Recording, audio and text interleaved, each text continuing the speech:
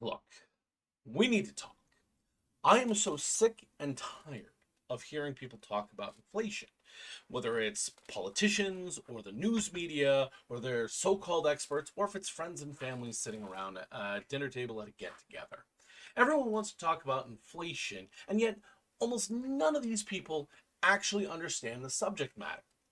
And this includes people with economics degrees. The real thing about inflation is that in today's modern economy and fiscal system, inflation simply isn't real. Now, I can simultaneously prove both that the people talking most about inflation don't know what they're talking about and that it isn't real using the same exact 2 points.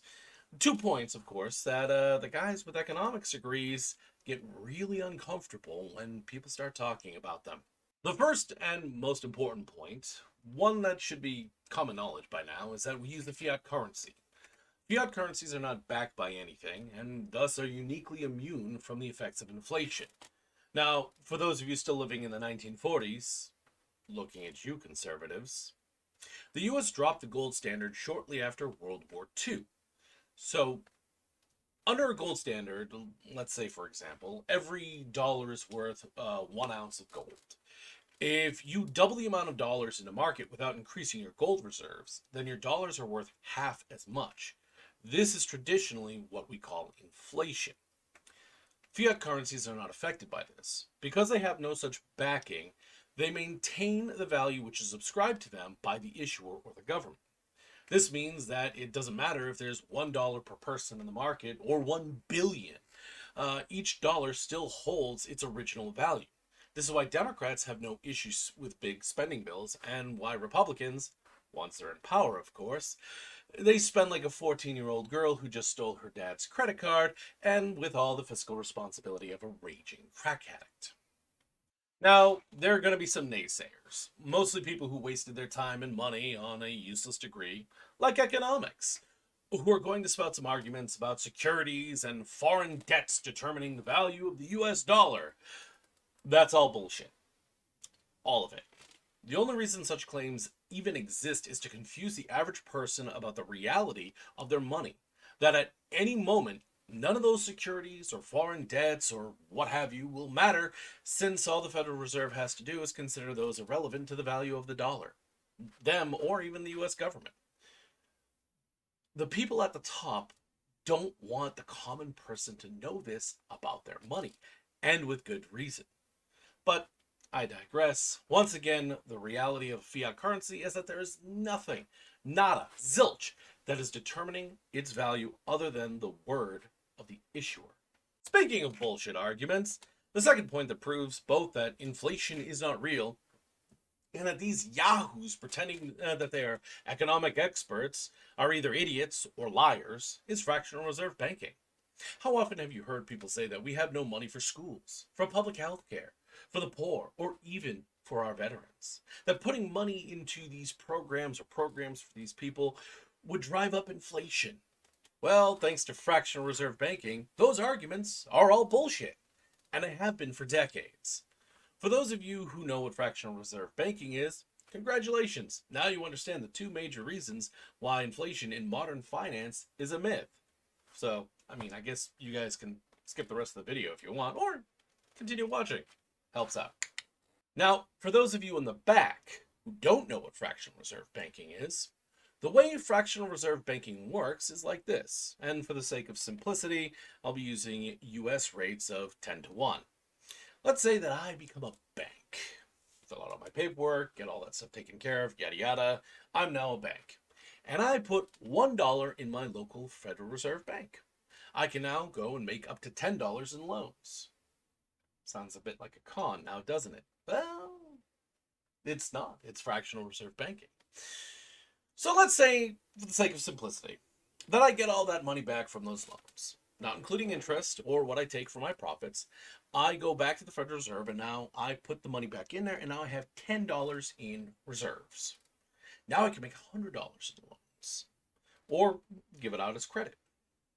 Now let's say I get that money back. Once again, not factoring for interest or what I take from my own profits. And now I have $100 in that reserve. Now I can make $1,000 in loans and credit. After about 5 cycles, I'm able to make up to $1 million in loans and credit. All this just from $1. Now multiply that by 100 bank branches, and you've successfully devalued the dollar to 1/100 millionth of its original value. And yet it still doesn't cost $300 million for a carton of eggs. No, we can still buy eggs for about $3 a carton. Ask your economic buddies about that, your economics friends. Honestly, it'll make them really uncomfortable when I try to explain this.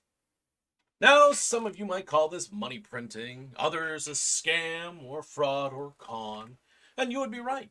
However, banks call this Tuesday. And the very reason why you don't see any devaluation of the dollar in spite of this practice is because, drumroll please, the US dollar is a fiat currency. So even standard banking practices demolish every argument about securities or foreign debts or setting a value of the dollar, or literally just anything setting the value of the dollar or backing the dollar. This is just standard banking practices in the US. So to be clear, if you have ever taken out a loan or mortgage or used a credit card, you've contributed to what is known as rampant, unfettered, runaway inflation. But again, the reason we don't see the impacts of this is because fiat currencies are immune to inflation. So, Wolf, if inflation is just a myth, then why are prices constantly rising? Well, I'm glad you asked. Well, now that we know that inflation is a myth, based on these two financial practices that are done all over the world in modern economics and modern finance, the answer should be painfully obvious. It's all price gouging, market manipulation, capitalism! Call it what you will. Now, while market inflation is a real thing, it doesn't explain why prices are continuously rising, at least not in the manner in which they have been for years. Supply and demand does play a small role in rising prices, but study after study has shown that prices rise and fall in cycles for various reasons. So even then, it doesn't explain why prices rise dramatically, but only fall in insignificant amounts when market prices actually go down. Price gouging, however, does explain all of this. In fact, we see this in the real estate market with market manipulation and predatory practices by major real estate giants. We see this in oil, especially recently after the leaked shareholder calls where big oil executives were bragging about keeping production low so they could keep prices high. I mean, historically, this is something that is well known about the diamond market. How they've been basically, they mine up all these diamonds and they intentionally withhold them from the market to keep the value high. So they could still keep charging a high price. Supply and demand, right? No. It's all market manipulation. It's all price gouging in one form or another. So as you can see, inflation isn't real. And the reason we keep seeing prices rising in the manner in which they are is because corporations and other businesses are all jumping on the price gouging bandwagon to try to get their slice of the economic pie right before it all comes crashing down, or before regulators step in and put a hard stop to it. You know, that whole free lunch that they're trying to get. And we know this happens. I mean, at least I know this happens because I've seen this at least 5 times in my own lifetime. The cycle of price gouging collapse, or price gouging and crash, then regulation, then price gouging, then crash, and regulation. We see this market manipulation happen in cycles as each one of these businesses or banking institutions tries to figure out the next get-rich-quick scheme, which they never get punished for.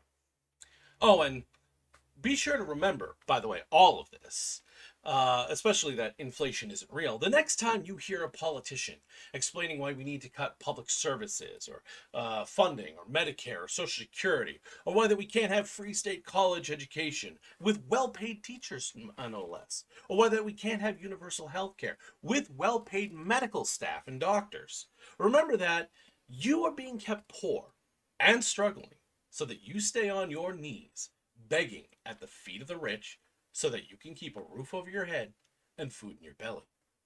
This is all just a game, ladies and gentlemen. It's not about money. It's never been about money, which is why the rich always walk away from these economic crashes in a winning position, always doing better than the rest of us. It's the same game it's been about since the feudal era. It's all about power. Welcome to the new feudal era. Anyways, if you like the topic, if you like the content, be sure to leave a comment down below. If you want to hear more thoughts and observations from someone who's actually paying attention to the world around him, feel free. Let me know, and we can discuss more topics like this in the future. Anyways, that's going to do it for me. I'm going to see all of you guys in the next video. And yes, there's going to be more gaming content. I don't intend to become some politics channel, but hey, you know what? I've always been open to having a discussion. So, anyways, like I said, that's it for me. I'm going to see you guys in the next video. Bye.